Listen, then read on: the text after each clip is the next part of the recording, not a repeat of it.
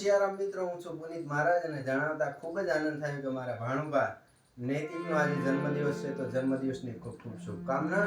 ભગવાન રાઘવેન્દ્ર સરકાર અને હનુમાનજી મહારાજ જીવનમાં કાયમ આગળ પ્રગતિ કરાવે અને એને ગમતી એક લાઈન એના માટે